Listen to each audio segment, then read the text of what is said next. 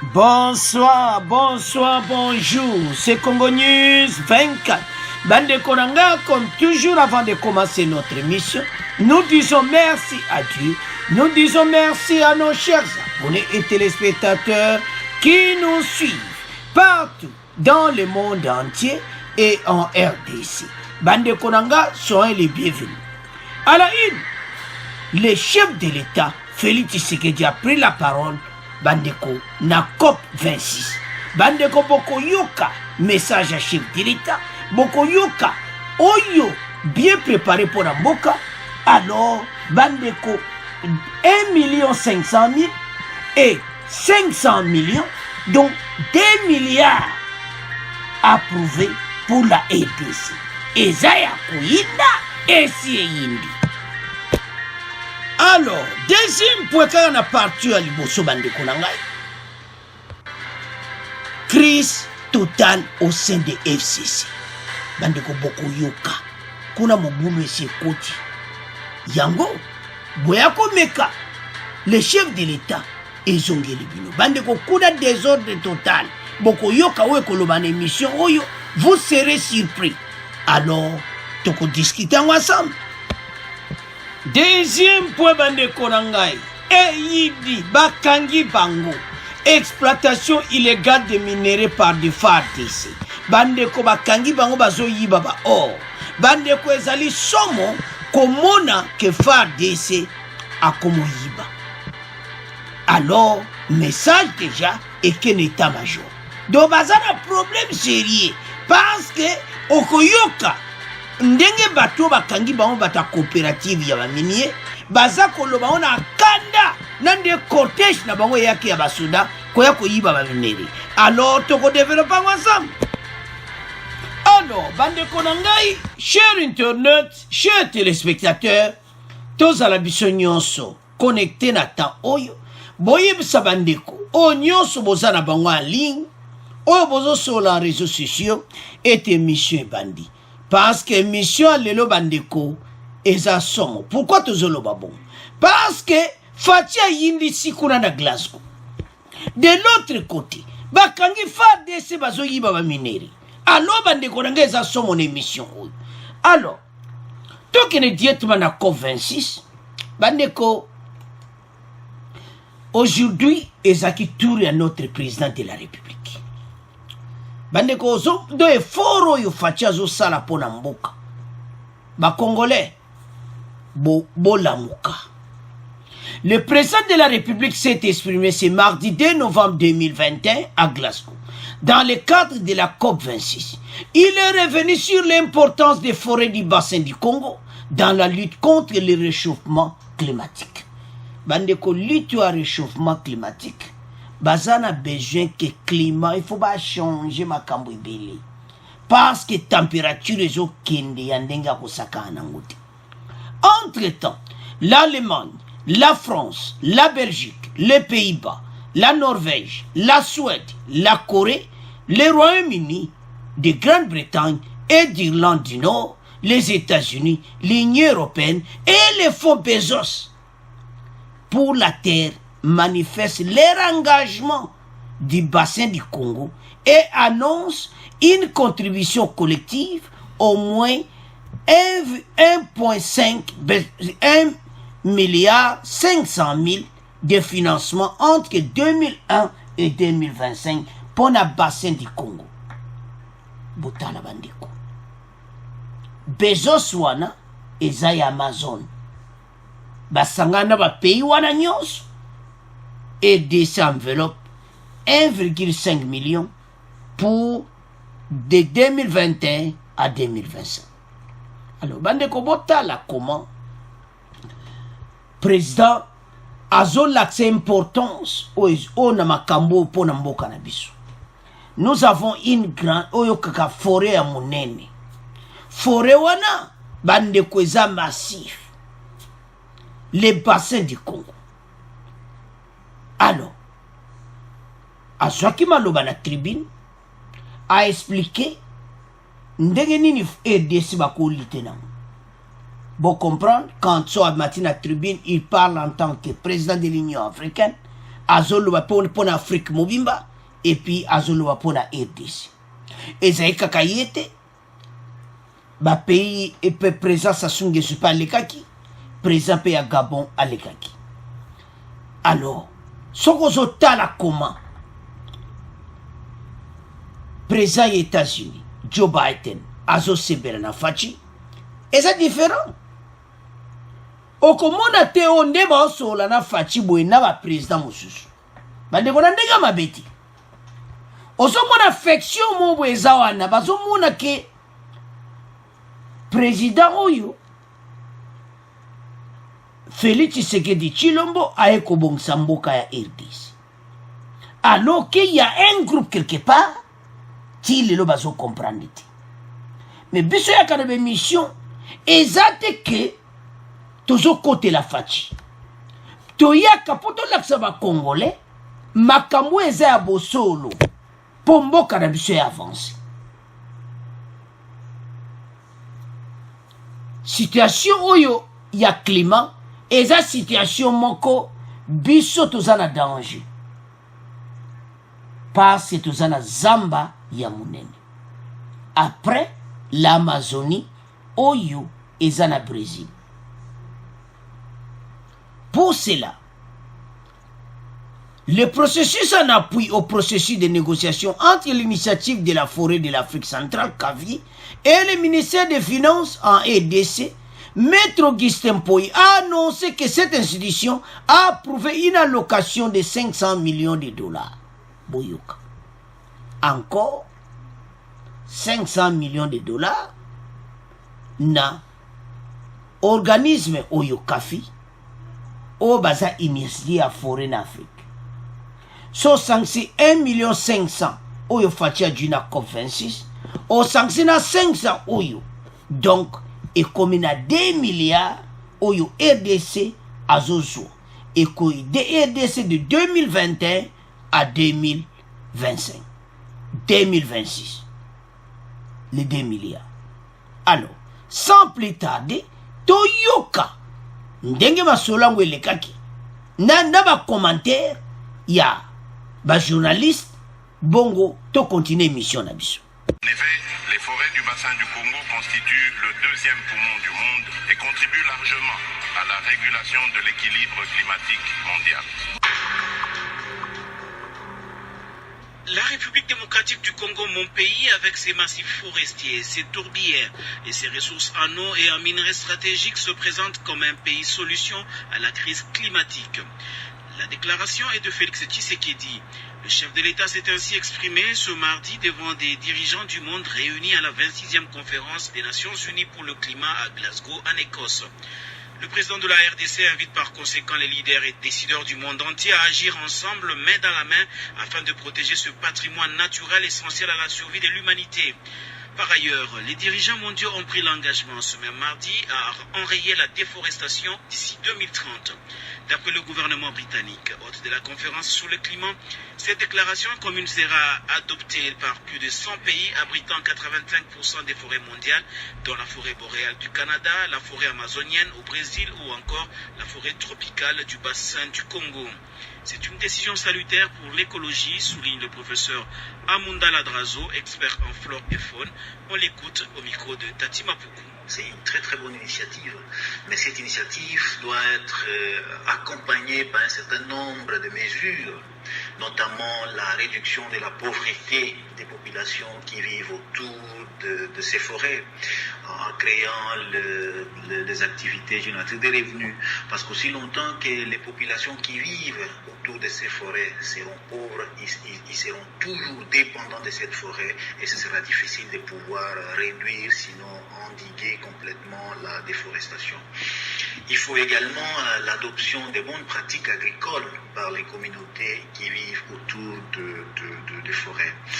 Les bonnes pratiques agricoles prennent en compte notamment l'agroforesterie. Il faut également électrifier les zones rurales parce que aussi longtemps qu'on n'aura pas électrifié les zones rurales, les populations qui vivent autour des forêts seront tentées toujours à aller chercher les bois de chauffe, à aller chercher la braise, etc. Et ça favorise la déforestation. Autre nouvelle liée au climat, plus de 500 hectares de champs sont perdus à cause des inondations qui perdurent dans le territoire d'Isangui dans la province de la Chopo. Selon André Kangaela Koutouaïti, propriétaire d'une plantation de cacaoyer qui livre cette information, la situation va provoquer une famine puisque toutes les cultures sont détruites par les eaux. On écoute André Kangaela Koutouaïti, joint par Alaïou. Nous avons perdu plus de 500 hectares de champs avec de manioc, culture de maïs, de yébé, bouvigna, des arachides qui sont sous eau suite aux pluies diluviennes et aux inondations qui perdurent. Vous prenez à partir des Yélengue, vous traversez la rivière Lindi à partir des Yélengue en partant vers Isangui au centre du territoire. Nous sommes le groupement Yawenda et le groupement Yelongo et nous subissons déjà ces problèmes sans compter ce qui s'est fait au Kandé et à l'Ikandé. Vraiment, il y a des champs qui sont sous inondation, sous eau et nous sommes certains que les jours qui suivent, dans les mois suivants, auront des sérieux problèmes de produits alimentaires parce que nous serons en crise, d'autant plus que les productions sont en train de se détruire sous les eaux. Alors, bandeko nanga tolandi biso nyonso. Situation oyo bandeko ba forêt wana nyonso eza boulot kusakana ngoti. Parce que moni batu tozo mona kabo passe même ba inondation, ba pluie. Kota la même ba village nyonso, ba ville nyonso aux alentours. Il y a forêt équatoriale, Amazonie, nana Canada, donc na ba forêt wana nyonso. Ba situation ezapena mobulu. Ezo senga vraiment que monde entier basa la vraie contribution. Oye zakaka mwandambu oye bandi. Ba pays wana nyonso to tie liste wana ba contribuer na Fonds Bezos et puis na oyo tozi na kafi. Donc à peu près 2 milliards. Mbongo ye. Facha ko sa musa nambo. Bande konanga président so Zimbongo asa elango vrai. Yon to lo baketo sepela. Men kaka mbongo kaka ya COP26 oyo. Lemsu bande ko apepede ba mona ka bazo lemsu makansi mabe. Soki mbongo ya kina lerwana bande ko déjà kana no ezandenga ka balobi déjà que oh voilà 1 500 000 500 millions donc 2 milliards déjà ba yo kezoya déjà ba ko préparer ba COP na ba bato ba salé 20 ans na pouvoir yango bozo mona mboka na msisa ko avancer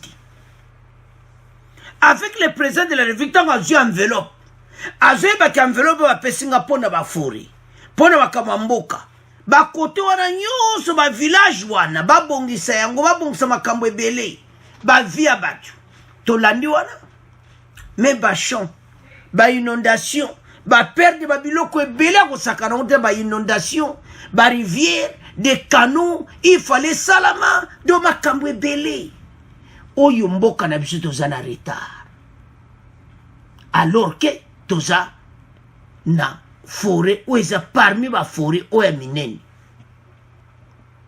Alors yango bozo mona ki situation yo fatia jongo maboko mibali kote mbongo ba kongole ba yebi na bango ki musali kosala. Alors tangu ya zaki maloba bandeko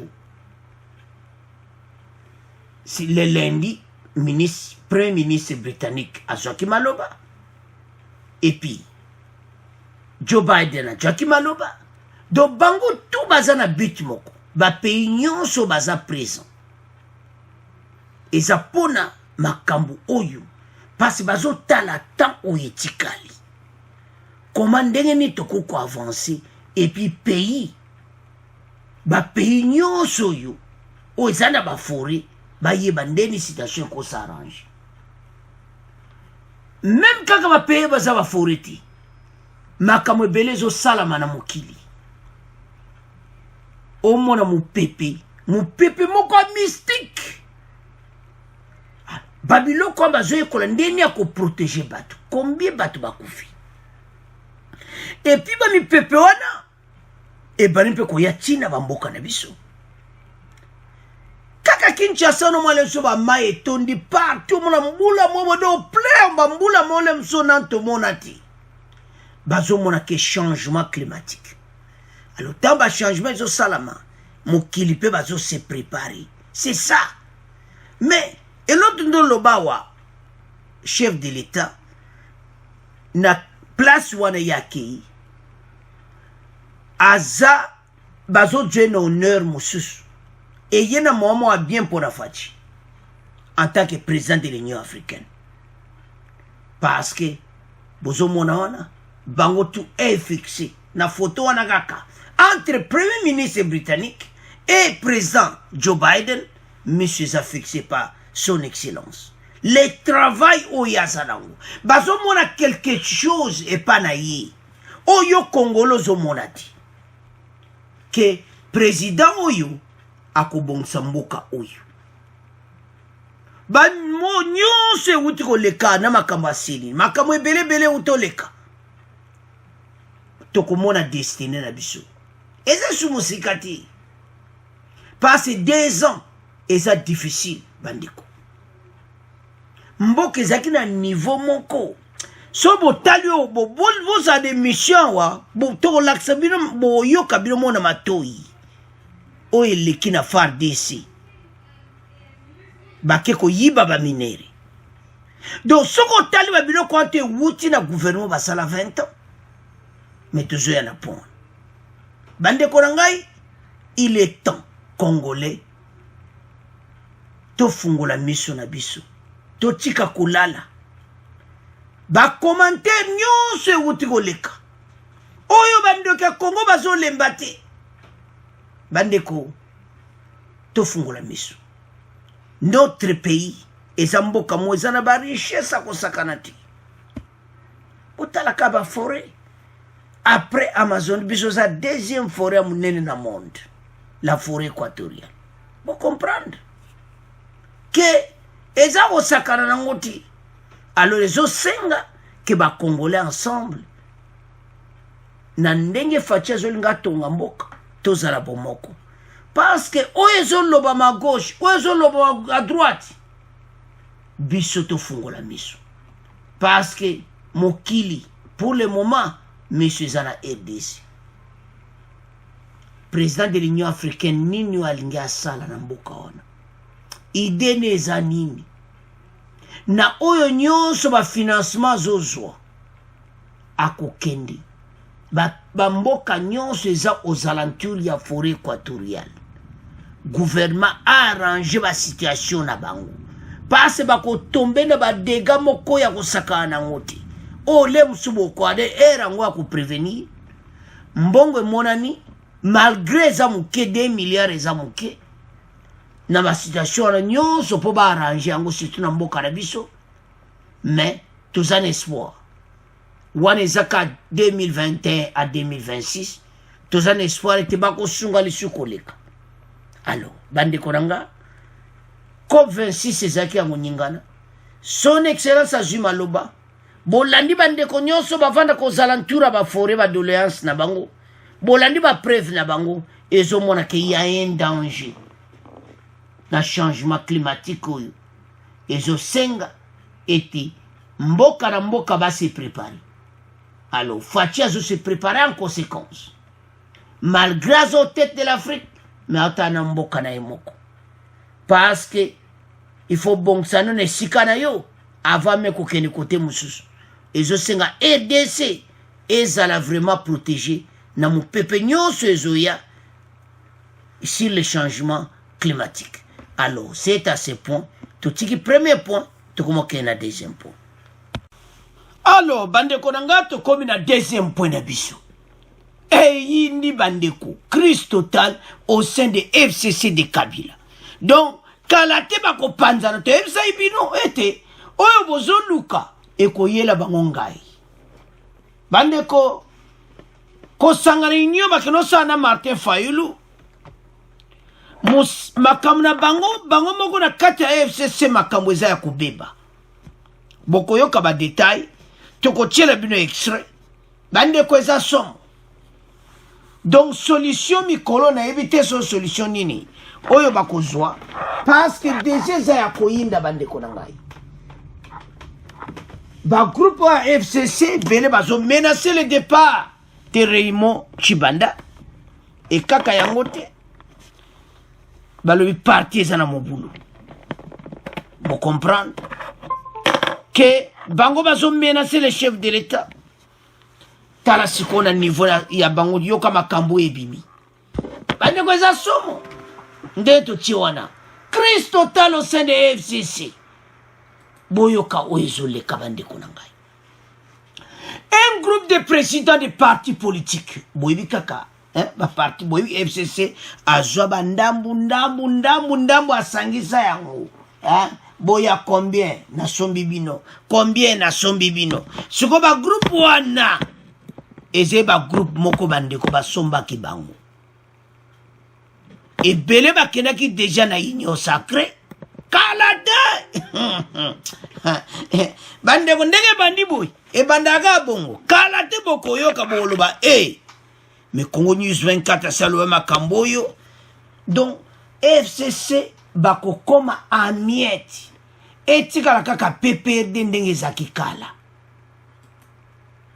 Bandeko Nojek Anadek bango nyonso wana ba parti wana décide de retirer la confiance en la cellule de crise dirigée par Raymond Tshibanda et annonce sa dissolution. Ce groupe composé notamment des députés nationaux AG Matembo Toto, président de l'Alliance des nationalistes pour la démocratie et l'émergence du Congo, Anadek, Constant Mutamba, de la nouvelle génération pour l'émergence du Congo Nojek, dit constater avec regret que la cellule de crise instituée par la conférence des présidents et validée par l'autorité morale Joseph Kabila, Kabange, en décembre 2020, vient de totaliser 11 mois sans rendre compte du travail pour lequel elle a été mise en place. Baizaya kopanza na balobaki bakoya nzela moko bako palangana banzela sambo tolobaki na binoti botala ka bino moko soki to lobi otozo loba bino momoni wa nzambe basimbaka bozo luka boya déstabiliser union sacré et ce boyu mona sacré le bini ezana maboko nzambe FCC peut perdre en débandade de lo baba ça na problème sérieux ba groupe balongo mais siliti tondenge bazana mayele silibango alors les stratégies à bien za kodwa fayulu na maboko na bango wow nde bazwi fayulu babi kope simbi mikolo mwa couverture couverture tala tabo sali couverture ko eko revese nango kaka bandeko ça chauffe baya balobi awe eloko ezati asali 11 mois toti omona ta rapport mokoti Tshibanda dehors ou bien biso masole sili biso zobendana bon siko bo kende wapi bon mais avant de compter la deuxième partie par bien sûr indi toyo kana une confirmation bon déjà ça chauffe mangomba ya ba parti politique mpe ba regroupement politique ya FCC lokola Anadek pe Nojek balobi ete balingi lisusu kolanda comité de crise te eye ekambemi na Raymond Tshibanda bazali kosenga ete comité de crise eye epanzana na mokanda na bango balobi ete kobanda comité ebandi mosala na yango uto sanza zomi na moko ya mobumo emoleki na ino basala ata rapport moko te ya misala ya bango mpe bazali kopesa maloba te na baye bazali na makanisi lolenge moko te na bango bosengeli koyeba ete comité de crise eye ekelamaka na FCC ya mokonzi ya kala Joseph Kabila sima ya bokabwani ya FCC na cash na tango ba député baike ba FCC balongwaka pona kokota na union sacrée. Alors, bandeko nanga tolandi, ça chauffe dans cette émission. Bazo sale l'autre côté. Parti politique au Balubino. To salani. Wama soule bandi. Mwana mazo mwande. Nojek. Wama fone bandi. Allô, monsieur Matembo. Oui, ça va, mon cher. Oui, allô, monsieur Moutamba. Comment ça va? Bon, mon cher Zomona, ma kamanga, zaka mubulu. Oh, mubulu, mama. Bon, tarakaka. Yeme a tchaki moutouan depuis 2020. Tozomoni le côté. Tozaka kodinda raka. Tabande konanga bazana problème sérieux. Côté wana donc ba réunion esi eleki. Au moins ka botaka ba face na ba réunion ba esengweza juti. Hein? Esengweza te. Hein? Réunion du FCC autour de Joseph Kabila. Déjà banda nango kala. Ba photo amuso akala bandeko. Si banda kala. So taka ba face on comprendre ga ke bato yo baza ko palangana déjà. Do makambo die se banda kala. Photo ne zango akala. Do ba réunion de déjà so talika ba face à bato. O mawa masule c'est il n'y a plus rien. Bon osiko. Nde bozo mona siko bon mikolo siko so moni ya mikolo mawatu ba dossier côté ba chader ko ba réunion bo mina ku ba réunion do bazo kwa kojwa compromis Raymond Chibanda libanda ou bien masolesi mais ça facilité bo bi yeme ba décision soit tango déjà tchere mo Chibanda bino bo longola ezamu bulu bandeko à la tête maintenant Raymond Chibanda Kabila dobo comprendre sikoyo qu'à la tête bangomi banende basimbi masulu donc situation bandeko ndenge ezamu bulu to comprendre ngo que pour le moment dossier oyo ndenge tozomona bato bazo panzana kalati to préparer déjà to c'est déjà union sacrée bazoya bon préparer déjà ma place au bakovanda pour tozomona déjà exode donc bato bazomona ke eloko ezati encore Fatimi Kola zo chauffé daze babi mes côtés kuna vraiment solo oh ndenge ni me kuna vraiment solo donc so talika ki umoni pena ke oui ba kopa kitoko so le kakuna ba kopa kitoko to sali aboya koto donc so tozo tala wana tozo mona clairement ke kuna makambo ko mobulu donc bayaya baskalate doto mona kake donc mubulu do panzani comme ça mususu bakokena bango na union sacrée yamba tumbola kate oya nzambe meka kate na oya nzambe faut faire attention comprendre que déjà que oto sali to keba que oyo to simba place à mabe.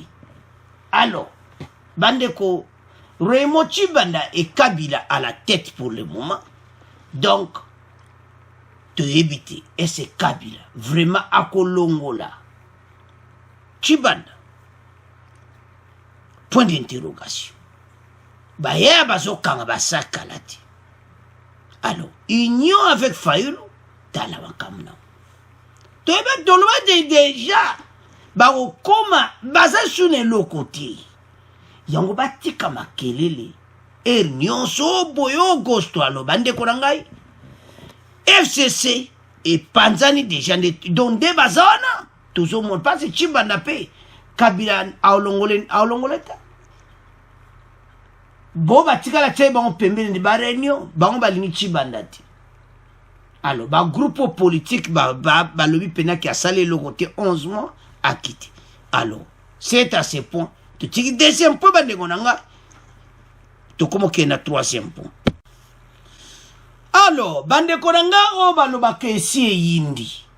Awa ezasom. Exploitation illégale des minéraux par des FARDC. Bande kotoko tchela bina exre. Ezasoni pemawa makambo to somona. To sana choisi photo de rapportant ou pas peuple. Dirigé par un colonel Bandiko. Na site de Mino, wow. Oh! Baye, batala, batamine, bataka, ne bougez pas. FARDC, aye, bazana mikanda, baye kochimola, ba or. Oh! Kochimola ba or. Eh! Oh! Oh, ils ont légal, tout ça, makambo, tu les as préparé, tout ça. Oh!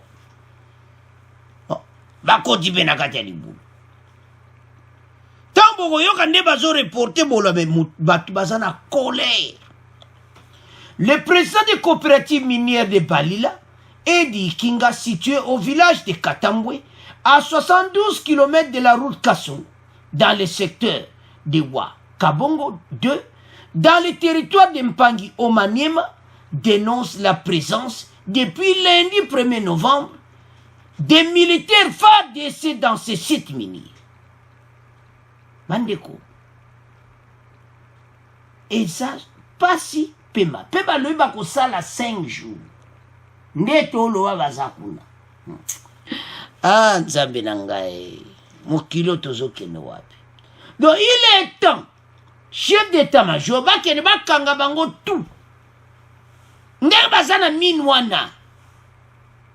Bande ko partager ngo po eza mobulu tabogoyoka. Batu bazoloba na kanda. Boyoka siko chef wana ya mine wana. Bango pene mine vanda pene misale salamaka. Alors eza ya bien mbamwa mona cortège ya basuda. Ba envahir site minier. J'étais surpris hier lundi, vers 10h, heure locale. On m'informe qu'un véhicule plein de militaires venait de débarquer à Katambwe. Avec un cortège de militaires à la tête, un colonel semble-t-il porter d'un ordre de mission, signé par une autorité de la province. Bozoyoka makambo boyoka oda noro kuna balingi o état de siège bato yo mayeleza o sikoza na Maniema. Pomba ka état de siège na Maniema kuna. Pour bato basuka. Ce n'est pas possible.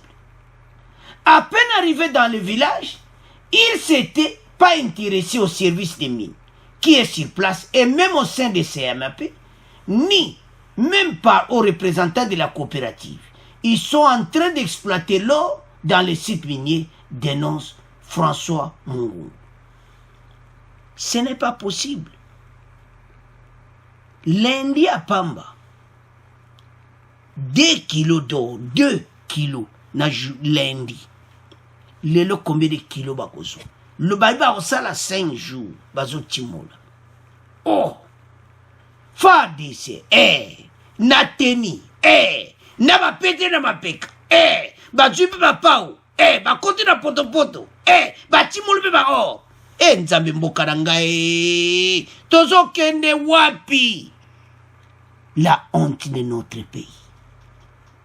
Siko tozo loba, na batwana, baya koyiba ka ba minere na biso. Mais pas c'est bino bolaki sa bango. Yango zomona qu'il y a une coopération entre les FARDC et les voleurs de minéraux à Barebel. Colère disait Sali à danger. Tout là, on a des extraits. Bon, on continue l'émission. Ça chauffe dans cette émission. N'a pas compris parce qu'on a candidat Bazolo. La province du Maniema, les présidents des coopératives minières de Balila et de Ikinga, situés au village Katambwe à 72 km route Kassongo dans le secteur de Wakabango 2 en territoire de Pangui, dénoncent la présence de plusieurs des militaires FARDC dans ces sites miniers. Ces hommes en uniforme exploitent de l'or dans des sites privés des 2 coopératives qui déclarent être en ordre avec l'État congolais. La question qu'il se pose est de savoir à qui profitera cette exploitation illégale. François Mungungu Mangungu, président de la coopérative minière de Balila, Comibal, explique au micro de Florence Kizalunga. Je viens vraiment avec une forte colère auprès de votre radio dénoncer la présence des militaires FARDC dans notre carré minier. J'étais surpris hier, vers 10h, on m'appelle comme quoi une jeep pleine de militaires venait de débarquer à Katamboul, 70 km, avec un cortège de militaires. À la tête, un colonel, semble-t-il, porteur d'un ordre de mission signé par une autorité de la province. À peine arrivé dans le village, il ne s'était pas intéressé au service des mines qui est sur place et même au service des CMAP, ni même pas aux représentants de la coopérative. Ils se sont adressés à la jeunesse de l'IDPS locale et à partir de cette jeunesse, ils se sont dit de chercher des jeunes garçons afin qu'ils les amènent dans les sites. Et depuis 11 heures hier, ils sont en train d'exploiter l'or dans les sites miniers. Au moment où je vous parle, ils ont passé la nuit et jusqu'à présent, ils sont là, ils continuent à exploiter et ils ont promis, semble-t-il, ils vont passer 5 jours. Je viens d'apprendre qu'ils ont déjà prélevé une quantité au-delà de 2 kilos d'or et cette production va servir à qui, sera canalisée dans quelle caisse. On ne sait pas, c'est un pillage, c'est un banditisme. Les militaires ne sont pas appelés à aller dans les sites miniers. Joint ailleurs des FARDC dit être informé comme toute autre personne. Colonel Saïdi promet tout de même d'en faire le suivi. Alors, bande konanga tolandiwana. Les militaires ne sont pas permis dans les sites miniers. Osomona bande konanga.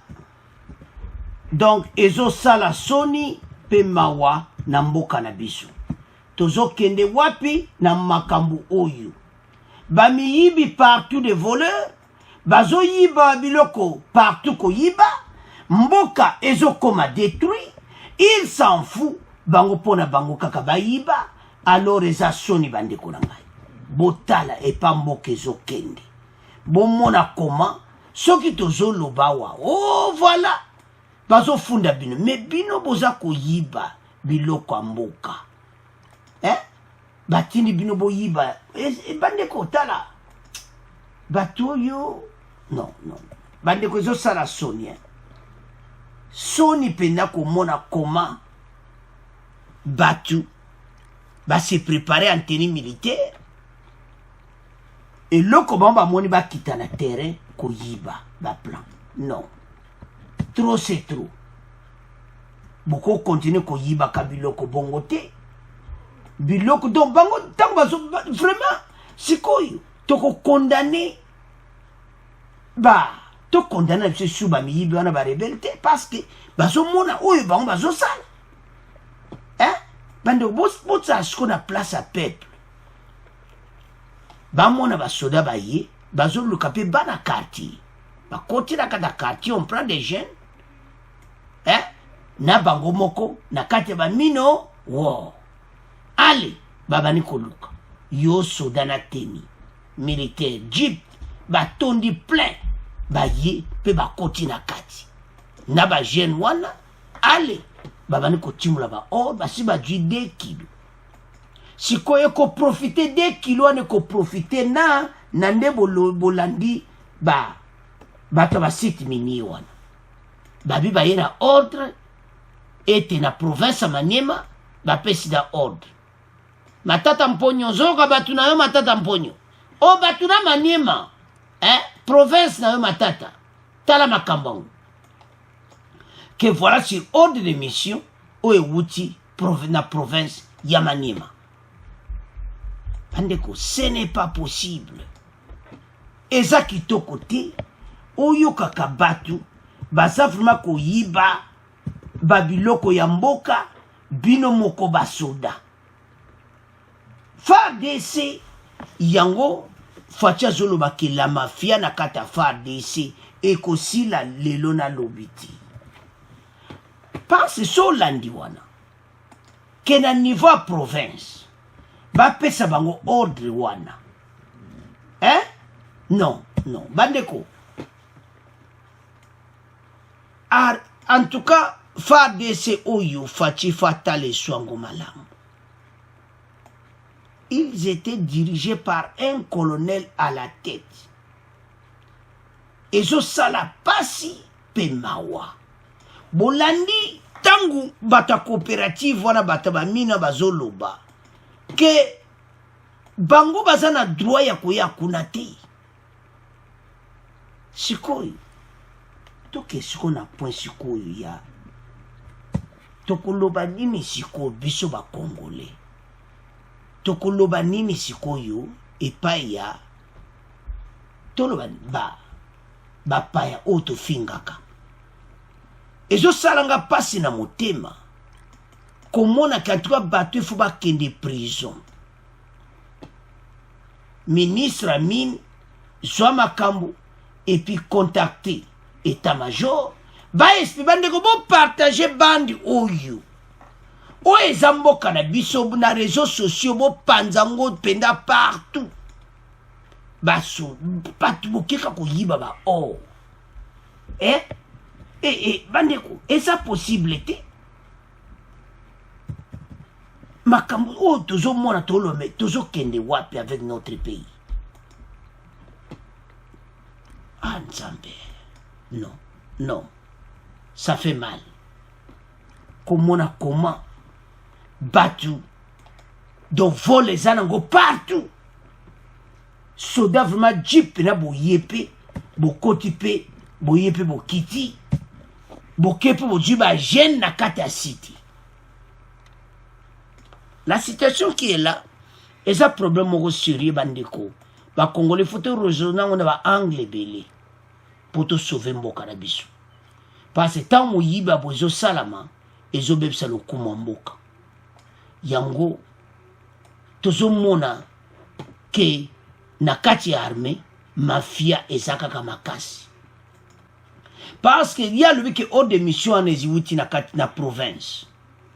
Les musule boya Hollanda titi bo mona kia autorité moko bazana kati. Ozo mona autorité ole boya Hollanda bo. Non. Autorité penza ya mboka bazana kati. Mais ce n'est pas possible. Pays oyo tozo kende wapi. Pourquoi batu bazaka kaka makamka koyiba.